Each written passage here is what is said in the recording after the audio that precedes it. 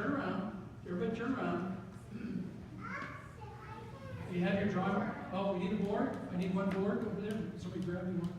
Right there, too. There we go. Thank you. All right. Aaron's my little helper, so if somebody gets stuck, he'll show you how to do this. But I'm going to show you very, very quickly how, well, not quickly, but we're going to show you how to do it. All right. What does U.S. spell? No, that's the whole word. What's just the two letters? U.S. Us. Us. That's all of us, right? So let's draw a picture of all of us, shall we? We're going to start with the letter U. You ready? Okay. All right. We're going to do an upside down C on top of the U, just like that. Draw that, just like that. All right. Now, everybody have that? All right. On either side of that upside down C, draw two circles because we got to make some ears for something.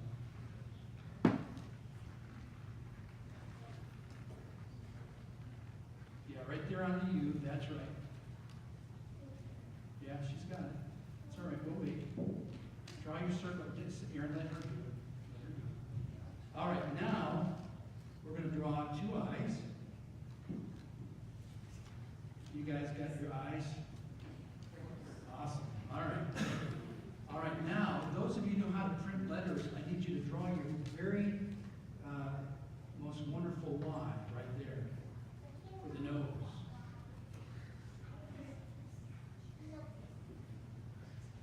All right. Does everybody have that? Now, we're going to kind of make some kind of like cloud-like, kind of like upside down C's. We're going to make two of them from this S here, just like this. 1, 2, just like that.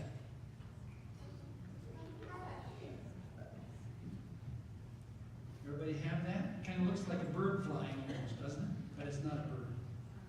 Now, on this open part of the top of the part of the S, we're going to make two like backward C's, like that.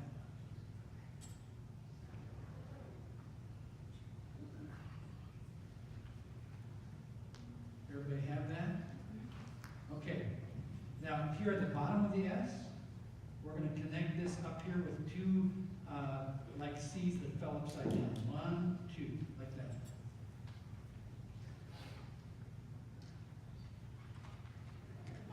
All right. Now, this particular animal needs a tail, so let's draw another circle right there.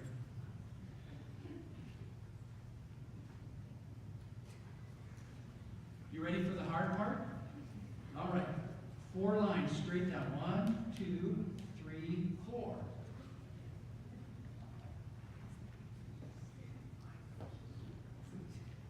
Now, if you want to be artistic, you can draw another couple more lines down there like that. If you're so inclined, then you're going to call it the bottom, because this animal is what? Sheep. I thought it was us. Did we say it was us? Yeah. You know what the Bible says? All we like sheep have gone astray. Each of us are going our own way. Which means we get lost, we get into trouble, we need help. And when sheep get lost, who usually helps them find their way back? A shepherd. Very good. So you have your sheep already? You have your sheep done? Jesse, you have your sheep? Okay. We're going to go over here to the letter J. And on top of J, we're going to do an upside down C, just like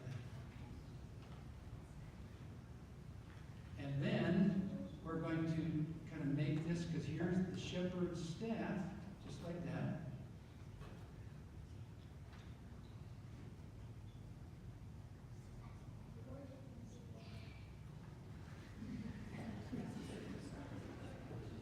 Yes, amazing, amazing.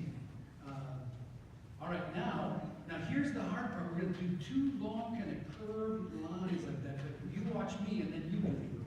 We're going to start right down here at the bottom of the letter J and go like that, just like that. Here's the first one. All right, and the second one, we're going to go at the bottom of this, the other side of J, and go up like that, just like that. Everybody have that? All right. So, on top of this, that's kind of like a big U, and we're going to make a smaller U, just like this. Just like that.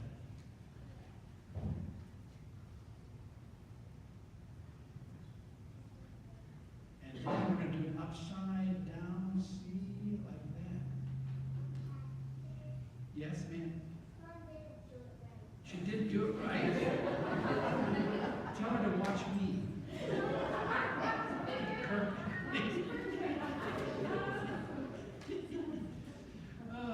Okay, now. All right, on the top of this, we're going to do 2 lines like this, just slightly curved like that.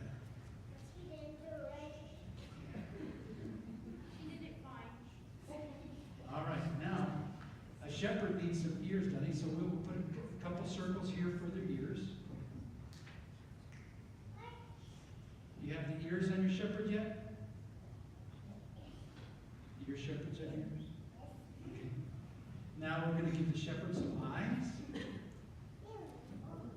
And a nose. Don't forget his nose. And we better give him a mouth too. Don't forget your thing. Give him a mouth. Now what is the shepherd missing? Legs. Okay, so 2 more circles down here, we'll give him feet. Because it's a long road. All right? What else is the shepherd missing? Hands. So here, over here, on this side over here, we're going to draw a backwards L, just like that. God bless you. And then, a fallen over C, we'll just do just like that. Now he's got 1 hand, 1 arm and a hand. He needs another hand and arm, doesn't he, though? Yes. It wouldn't be right without it, would it? Is your mom doing it right yet? All right, so we're going to draw 2 lines just like that. Just draw your 2 lines. No? Oh, and then we're going to draw a backwards C right there. So now we've got a shepherd. He's got feet. He's got ears. He's got arms and hands, so he's good, right? We got 2 letters left. So we are, all of us are like sheep. We've got to go, we need a shepherd. But what is this all about? Because it's about Christmas, right? Well, here, I want you to start here at the top of this E and draw a straight line past your S, just a little ways, just like that. All right, and on the bottom of the E, we're going to do the same thing. We're going to draw it just past the S, like that. And then we're going to connect those 2 lines straight down like that. You have that? Now, who knows how to make an X? You know how to write an X? All right, we're going to draw 2 of them. 1 here and 1 here. We're going to draw 2 X's. And if you want to get really fancy, put a couple of extra lines in there so it looks like 2 pieces of wood. All right? Wonder what that might be. Well, let's find out. This letter S, the letter S here, we're going to make it into an 8, like that. Right? Now, we're going to put 2 eyes here, and a nose. Don't forget the nose, and the mouth. And don't forget the 2 circles for the ears on either side. Now down here in the bottom half of the 8, it's going to kind of look like tic-tac-toe. We're going to do 2 lines like this, and then we'll do 2 lines like this. And because this is a baby, I like to do just a little one layer. Who do you think this is? The baby Jesus, that's right. Now, then this must be a manger, right? What's supposed to be in the manger with the baby? Hay. So you can draw lines. I like to draw just like this to make it look like hay. However you like to draw your straw. All of us are like sheep. We need a shepherd who's going to lead us, walk with us all through life, and take us safely to heaven, to those green pastures of eternal life. And that's why Jesus was born. That's why he came. He became one of us to do that very thing. And that, now I want you, everybody to stand up, turn around, and show your art to everybody else. Stand up, turn around. Hold it up for everybody to see. Let's give a round of applause for it.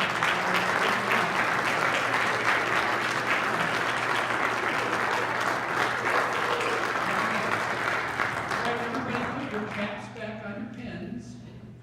That's probably going to, your parents are going to probably appreciate that. And then I want you to come over here and get your bag. And you can put, by the way, moms and dads, there's a dry erase eraser in these bags. So that your son or daughter can practice and tell the story to everybody. There you go, sweetie. No, you keep this, you keep that. You are very welcome.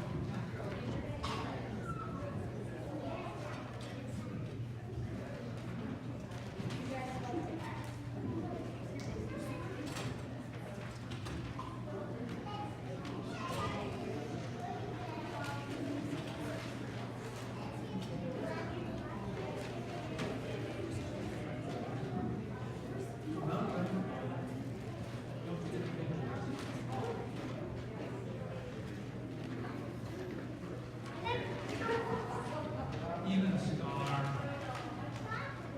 Give you something good. I like it.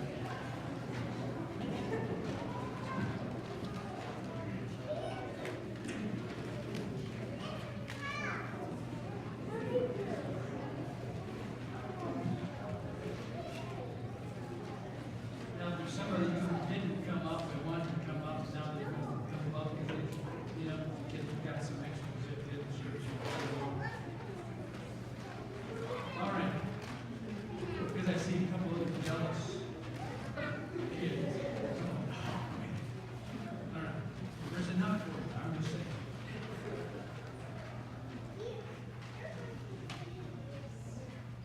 Everybody got some people. Well, now for the adults.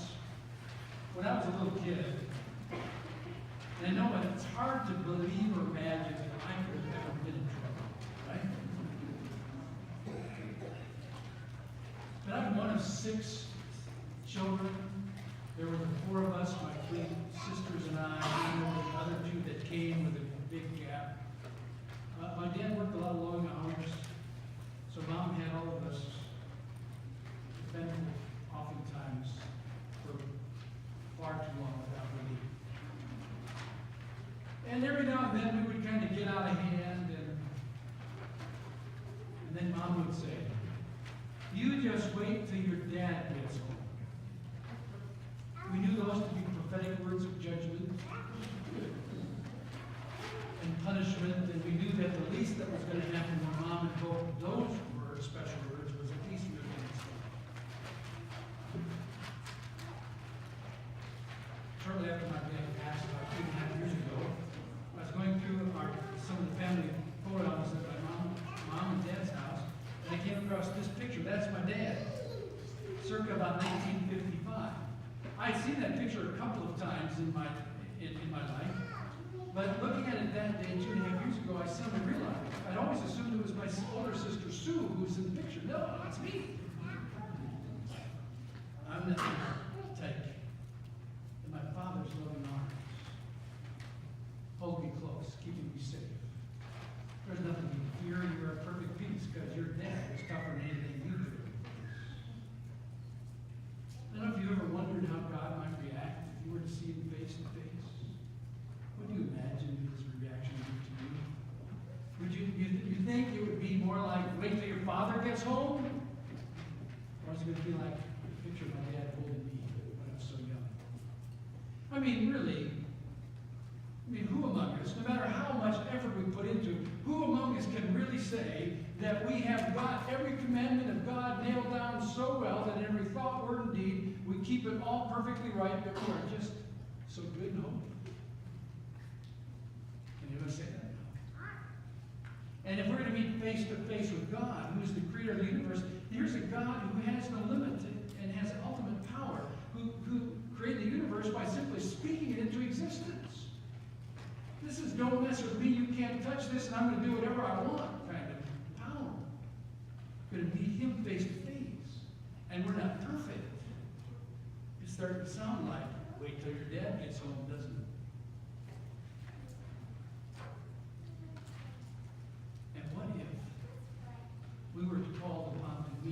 face to face, and he would catch us at one of our worst moments. While it may be the exception to the rule that depends on our character, nonetheless, what if God caught us red-handed in our worst moments?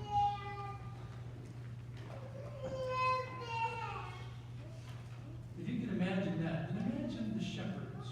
They're just out doing their job. They're living out of doors, taking care of sheep 24/7. And they're nobody special, really. They're not from the big city. They're from the back country. They're at the bottom end of the social ladder. No one invites them to any high society parties. They're considered by Old Testament ceremonial law to be unclean because they're with the animals all the time. And I don't know about you, but if you're out sleeping with sheep 24/7, guess what you smell like? Sheep. So everybody will stay away. And yes, to these most unlikely people, that the angels of heaven come and give the only birth announcement of Jesus. And they, as the angel shows up with all the glory of God surrounds them. The God who knows your heart and every motive in it. The God who knows your thoughts, every one of them before you speak it. God who's always watching you with intimate care. And now he's showing up. What do the shepherds do? This is what the gospel writer Luke says. And in the same region, there were shepherds out in the field keeping watch over their flock by night, and the angel of the Lord appeared to them, and the glory of the Lord shone around them, and they were filled with fear. The first assumption, God, before whom nothing about me is hidden, now suddenly shows up. His whole by his own messenger. And there's no escape. You wonder, why are they here? Am I in trouble? Has God finally caught up with the other things that I thought nobody else knew about? But the angel doesn't stop, and they begin to marvel instead of being afraid, because the angel says, "Fear not, for behold, I bring you good news of great joy that will be for all people." Their hearts turn from terror to joy because of a simple birth announcement. The birth announcement that is the fulfillment of what God had promised to our very first parents at the very beginning of time, Adam and Eve. A woman's seed, a virgin-born son would be born to defeat Satan and to undo what he's caused in sin and death and suffering and pain throughout humanity and all of God's creation. Here in this baby is the one that God appointed to take his father David's throne, and who would reign and rule forever with joy and peace. What changes the shepherds' hearts ought to change ours too. Because here is God, the angel announcing that God has suddenly done something for us. And we came to ourselves. And if he's done it for us, that means he's for us. That's got to change our whole perspective on living. That God isn't looking down from heaven, waiting for some preacher to say, "Wait till your heavenly Father comes up." He's not up in heaven watching over us, waiting till we mess up, and then yanking the carpet out from underneath and saying, "Gotcha." Or even worse, that he is requiring a pound of flesh out of our own lives simply because we've done something we shouldn't do, or said something we shouldn't say, or hang around when we shouldn't be. God's not like that. It's not how God operates. Knowing that God is truly for us changes everything, because it means God is acting on our behalf and for our good. The angel continues to speak the good news. He says, "For unto you is born this day the Savior, is Christ the Lord. And this will be a sign for you. Find the baby wrapped in swaddling clothes and lying in a manger." And suddenly there was an angel, a multitude of the angel of the heavenly host, praising God and saying, "Glory to God in the highest, and on earth peace among those whom he has pleased." This is no wait till Dad gets home kind of message. Because if it was, it wouldn't be an angel choir, it would be an angel army that would have showed up. Ready to snap us all into place.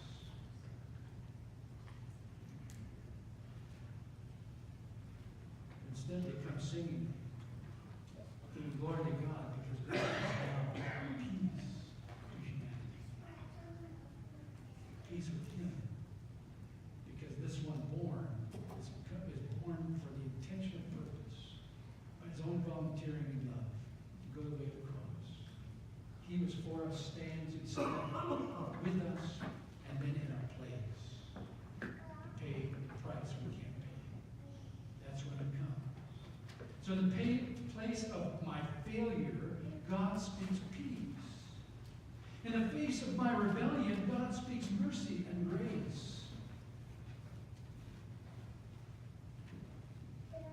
On that wonderful, wonderful night when Christ was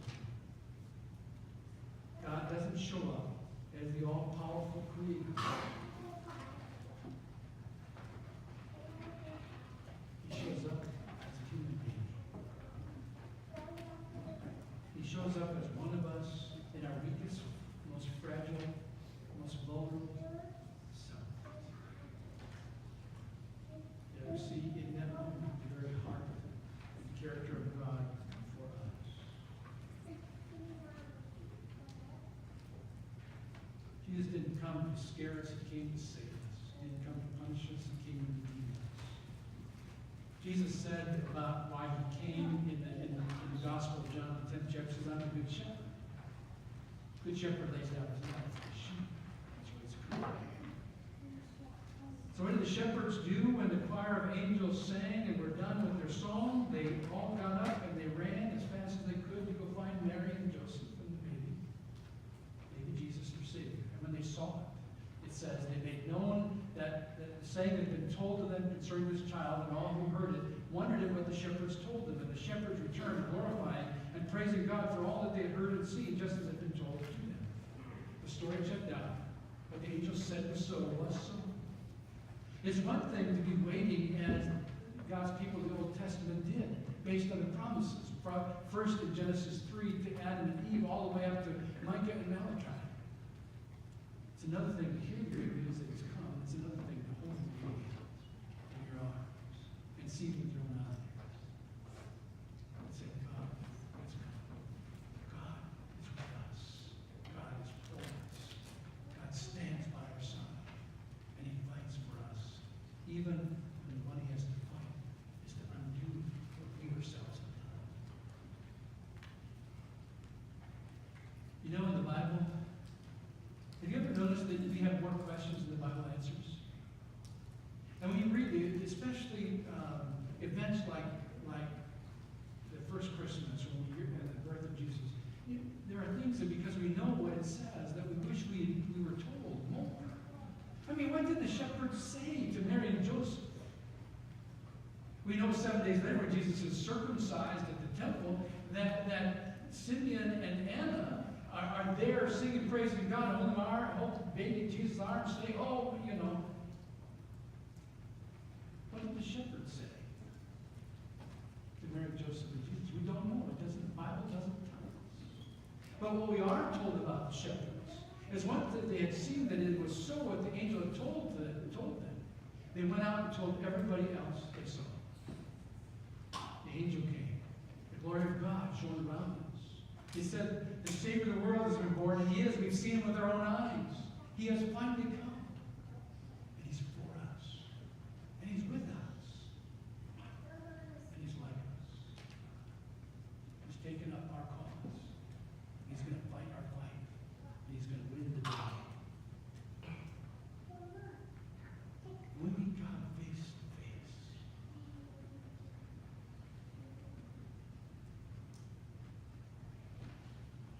the God that showed